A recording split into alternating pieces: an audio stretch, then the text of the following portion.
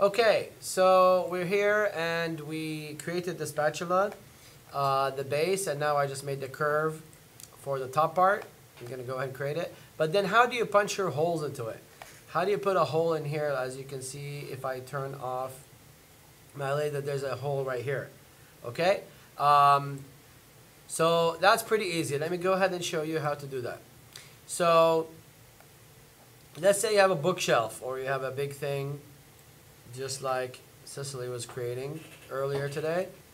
And we go ahead and we create that one kind of big. And we want to go ahead and create, I can go ahead and just copy and paste that.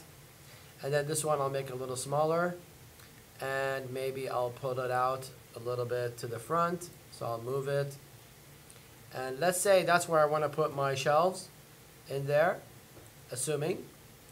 Maybe we'll make it a little bit skinnier there. Okay. So I want to go ahead and cut out this part, this length in there, all that length in there. I can make it longer too, so I can go all the way. Okay, so, or less, whatever you want. So how do I cut this out of that? So if you go to this one right here, the hypernerve, and go into something called bool. So bool right now is up there. That takes something from, first you want to go ahead and get the cookie cutter. Like when you have the, when you have the dough and it's already baked, and then you got to get the cookie cutter, and then just go ahead and start getting the knife. Basically, that's any shape that you want. So that's how you select it first. So you select the knife first, where you want to be extracted first, and you put that and parent that on the bowl, and then you get the actual shape that you want or the dough that you want to extract from, and you go ahead and put that in, and now you have a hole.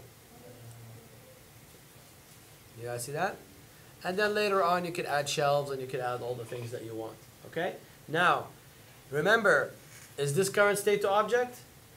No. No, it's not current state to object. That means it still maintains what? History, right? So if it maintains history, what does that mean? That means, don't freak out here, but this is going to be kind of cool, a little bit cool, is that is maintaining history. It means it's not done yet. It still maintains history. It's still active. It's still heavy. So that means if I move it, I can actually move the hole. So I can choose, like, for example, let's say I want the corner to be blah, blah, blah. And I can go ahead and get that there, move it. I can now have a corner there. I can take that, bring it down. So I can now have just like a little flat right there. Okay, if I want to take it all the way through, I could just go ahead and scale it out. So now all the way through.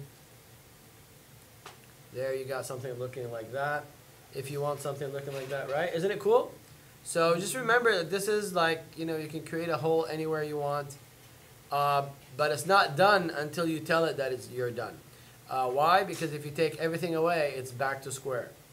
Okay, and that shape is just there doing nothing. So you got to make sure that you tell it that you're done. So now, if I go back here, and let's say I want to tell it I'm done, I'll go ahead and right mouse click, current state to object. So now I have that, and then I could go ahead and delete this. And now these are my shapes, and no matter what I do with this, now I'm going to get a whole shape in there. That gives me my inner row if you want that to come in and out. If it's IKEA stuff and you want the row to come out and then a row come in.